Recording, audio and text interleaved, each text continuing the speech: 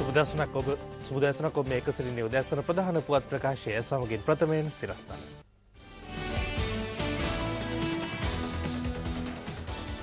මදුරුවන් බෝවීමේ අවදානම් සහිත ස්ථාන ලක්ෂ 4ක් නැවත පරීක්ෂාවට උපදෙස්. රත්නානේ විදේශ සේවා නියුක්ති කාර්යාංශ පුහුණු මධ්‍යස්ථානයේ తాවකාලිකව වසා දැමේ. ග්‍රීක රජයේ මධ්‍ය වාර්ෂික ආර්ථික වැඩපිළිවෙලට පාර්ලිමේන්තුව අනුමැතිය.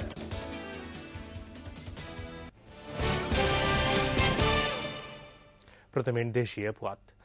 ජාතික මදුරු මර්දන සතියේදී හඳුනාගත් මදුරුවන් බෝවීමේ අවදානම් සහිත ස්ථාන ලක්ෂ 4කට ආසන්න සංඛ්‍යාවක් නැවත පරීක්ෂා කරන ලෙස සෞඛ්‍ය අමාත්‍ය මෛත්‍රීපාල සිරිසේන මහතා උපදෙස් දී තිබෙනවා. මේ අනුව ජාතික මදුරු මර්දන සතිය තුළ හඳුනා ගැනුණු මදුරුවන් බෝවීමේ අවදානම් සහිත ස්ථාන 3,79,908ක් යලි පරීක්ෂා කිරීමට නියමිතයි. සෞඛ්‍ය වෛද්‍ය නිලධාරී කොට්ටහස 305කදී එම පරීක්ෂා කිරීම සිදු කිරීමට නියමිත බව සෞඛ්‍ය අමාත්‍යාංශය පැවසුවා. එම පරීක්ෂා යලි පරීක්ෂා කර තවදුරටත් මදුරුවන් බෝවන ස්ථාන පවත්වාගෙන යන පුද්ගලයන්ට එරෙහිව නඩු පවරන ලෙසද අමාත්‍යවරයා උපදෙස් දී තිබෙනවා.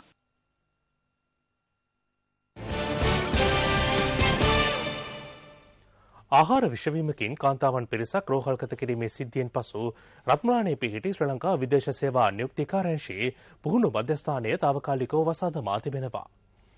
විදේශ සේවා නියුක්ති කාර්යාංශයේ සභාපති ගින්සි රණවක මහතා පැවසුවේ ආරක්ෂක පියවරක් ලෙස මෙම තීරණයට එළඹී බවයි. දකුණු කොරියානු රැකියාලාභීන්ට පුහුණුව ලබා දෙන తాවකාලික පුහුණු මධ්‍යස්ථානකයි මේක ඇති වෙලා තියෙන්නේ. ඒ සිට කාලවකවානුවක් තුලදී දකුණු කොරියාවට යාම අනිවාර්යයි. එසේ නොමැති වුවහොත් මොවුන්ගේ පමාවීම නිසාම වීසා බලපත්‍ර අහිමි වීමට ඉඩ පවතින බැවින් අපිට හැකි ඉක්මනින් පුහුණුව ලබා දී මොවුන් දකුණු කොරියාවට යැවීමට සිදු වෙනවා. එම නිසා తాවකාලික පුහුණු මධ්‍යස්ථානයක් අපිට රත්නාල ප්‍රදේශයේදී ලබා ගන්නට සිදු වුණා. ඒ ලබාගත් ස්ථානයකදී තමයි මේ ඉදිරිම සිදු වෙලා තියෙන්නේ.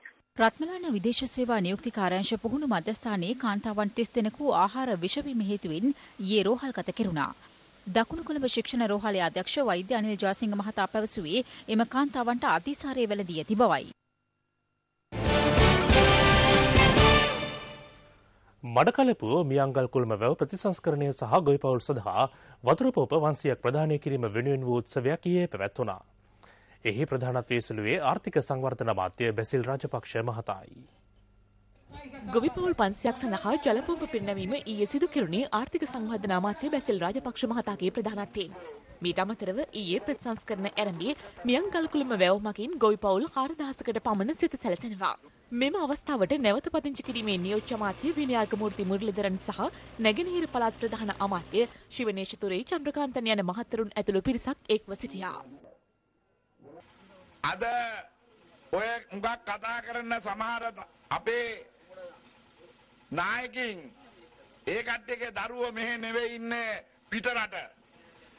ඒ කට්ටියට ප්‍රශ්නයක් නැහැ. එහෙම කට්ටියට හම් වෙන්නේ රුපියල් 7 නෙවෙයි ඩොලර් යුරෝ. කට්ටිය වතුර බෝතලයක්වත් තමුන්නාන්සලා අනාථ වෙච්ච වෙලාවේ බෙදුවේ නැහැ. තමුන්නාන්සලාට මම සුබපතනවා. අපි තමුන්නාන්සලාගේ අතිගරු ජනාධිපතිතුමාට අවශ්‍ය තමුන්නාන්සලාගේ ජීවිකාව නගා හිටවන්න තමුන්නාන්සලාට අවශ්‍ය දේ තියෙනවා නම් අඩුපාඩුවක් තියෙනවා නම් අපේ නිලධාරී ඉන්නවා අපේ මැති ඇමතිවරු ඉන්නවා කරුණාකරලා කියන්න අපි ඒවා ඉෂ්ට කරන්නම්. බගී ප්‍රවාහන බස් රථ නීති විරෝධී මැතිවරණ ප්‍රචාරණ කටයුතු සඳහා යොදා ගැනීමේ ප්‍රවණතාව සීක්‍රයෙන් ඉහළ ගොස් ඇති බව මැතිවරණ නිරීක්ෂකයින් පවසනවා. නිදහස් සාධාරණ මැතිවරණයක් සඳහා වන ජනතා ව්‍යාපාරයේ විධායක අධ්‍යක්ෂ කීර්ති තෙන්නකෝන් මහතා සඳහන් කළේ පෞද්ගලික මෙන්ම ලංකම බස් රථද මේ සඳහා යොදා ගැනීම බවයි. පළාත් පාලන මැතිවරණයේ මැතිවරණ ප්‍රචාරක කටයුතු මේ වන විට ක්‍රමිකව උත්සන්න වෙමින් තියෙන ස්වරූපයක් දකිනවා.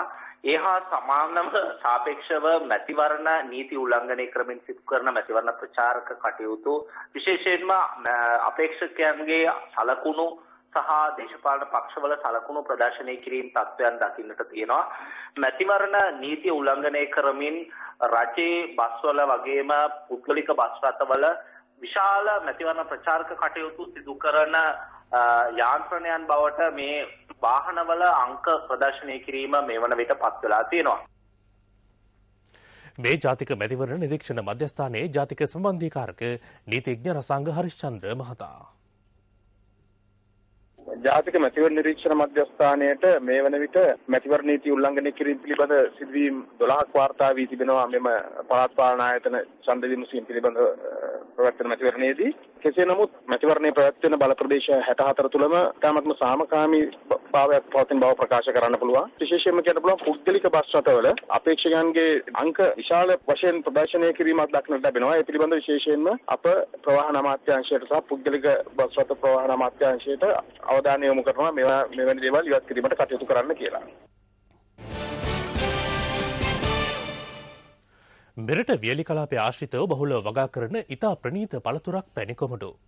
නමුත් වෙල්ලස්ස ප්‍රදේශයේ සරුවට කොමඩු පළදාව හටගත්තද ඒවා නියමිත මිලකට අලෙවි කර ගැනීමට නොහැකිව ගොවීන් අපහසුතාවට පත්ව සිටිනවා.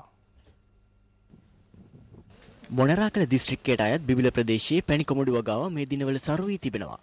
මඩුල්ල, සියඹලාණ්ඩුව, තනමල්විල, හම්බෙගමුව හා මැදගම යන ප්‍රාදේශීය ලේකම් කොට්ටාස ආශ්‍රිතව පැණි කොමඩු වගා කර ඇත්තේ අක්කර දහස් ගණනින්. මෙලෙස ඉතා දුක් මහන්සියෙන් සිදු කළ කොමඩු වගාවේ පළදාව සඳහා තමන්ට ලැබෙන ආදායම් පිළිබඳව සෑහීමකට පත්විය නොහැකි බවට ගොවීන් මැසවිලි නගනවා. මේ පිළිබඳ සවිස්තර වාර්තාවක් දහවල් ප්‍රධාන ප්‍රවෘත්ති විකාශයෙන් බලාපොරොත්තු වන්න.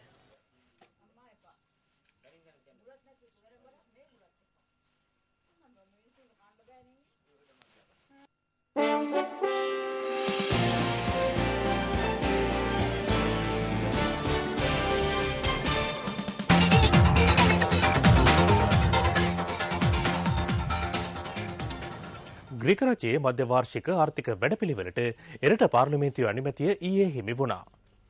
කෙසේ වෙතත් සහන කපාදු කරන මෙම වැඩපිළිවෙලට එරෙහිව අගනුවරදී දෙවන්ත විරෝධතාවක් ක්‍රියාත්මකයි. දැඩි ආර්ථික අර්බුදයකට ලක්ව සිටින ග්‍රීක රජයේ ඊට විසඳුම් සෙවීමේ අරමුණින් පසුගියදා ඉදිරිපත් කළ මධ්‍ය වාර්ෂික ආර්ථික යෝජනාවලිය ඊයේ සම්මත වුණේ ඡන්ද 155ක් හිමි කර ගනිමින්. කෙසේ වෙතත් ආසන 300කින් සමන්විත රට පාර්ලිමේන්තුවේ මහජන නියෝජිතයන් 138 දෙනෙකුම ඊට එරෙහිව ඡන්දය භාවිත කළා. මෙම නව ආර්ථික වැඩපිළිවෙල මගින් බදු ප්‍රතිශත ඉහළ දැමීමට මෙන්ම මහජන සුබසාධන මුදල් කපාදු කිරීමට මූලික වශයෙන් සැලසුම් කර ඇති බව විදේශ වාර්තාවල සඳහන්යි. යුරෝපා සංගමය හා ජාත්‍යන්තර මූල්‍ය අරමුදල ග්‍රීසියට ලබා දීමට ඉදිරිපත් වූ යුරෝ මිලියන ගණනක ණය මුදල හිමි කර ගැනීම සඳහා සුබසාධන කපාදු කරන නව ආර්ථික වැඩපිළිවෙලට පාර්ලිමේන්තු අනුමැතිය ගැනීම අත්‍යවශ්‍ය සාධකයක් වුණා. කෙසේ වෙතත් විදේශ වාර්තා අවසානයේ අදාළ ඡන්ද විමසීම පැවැත්වෙන අතරවාරයේදී හා ඉන් අනතුරුව ඊයේ රාත්‍රී කාලයේදීත් මීට එරෙහිව ඇතැන් සගනුවර දෙවන්ත විරෝධතාවක් පැවති බවයි. දසදහස් ගණනක පිරිසක් මීට එක්ව සිටි අතර මෙහිදී ආරක්ෂක අංශ හා විරෝධතාකරුවන් අතර ගැටුම් හටගත්තා.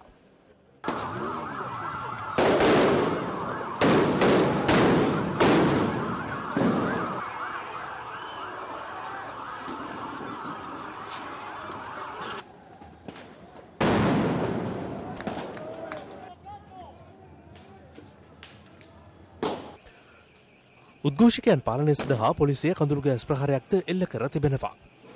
පොලිසිය පවසන්නේ මෙහිදී කලාකාරී ලෙස හැසිරුණු පුද්ගලයන් 31 දෙනෙකු අත්අඩංගුවට පත්ව ඇති බවයි. ගැටුම් හේතුවෙන් පොලිස් නිලධාරීන් 32 දෙනෙකු හා උද්ඝෝෂකයන් 22 දෙනෙකුද තුවාල ලබා තිබෙනවා. මීට අමතරව පුද්ගලයන් 192 දෙනෙකු විවිධ ශ්වසන ආබාධවලට ලක්ව ප්‍රතිකාර ලබාගෙන ඇති බවද විදේශ වාර්තාවල සඳහන්. ඇතැම් රාජ්‍ය කාර්යාල කිහිපයකටම විරෝධතාකරුවන් ගිනි තබා ඇති අතර තවත් දේපළ රැසකටද ඔවුන් හානි කර තිබෙනවා.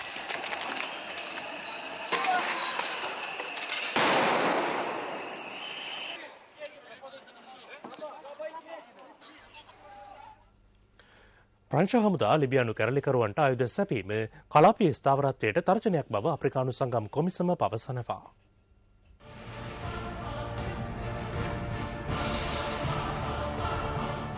ලිබියානු රජයේ හමුදාවන්ට එරෙහිව යුදවදින කැරලිකරුවන් සඳහා ආයුධ තොගයක් මේ මාස මුල් භාගයේදී කැරලිකරුවන් රැඳී සිටින ප්‍රදේශ වෙත ගුවනින් හෙළූ බව ප්‍රංශය ඊයේ පිළිගත්තා. ප්‍රංශය පවසා ඇත්තේ සැහැල්ලු අවි හා උණ්ඩ තොගයක් මෙලෙස කැරලිකරුවන් වෙත සැපීමට ක්‍රියා කළ බවයි.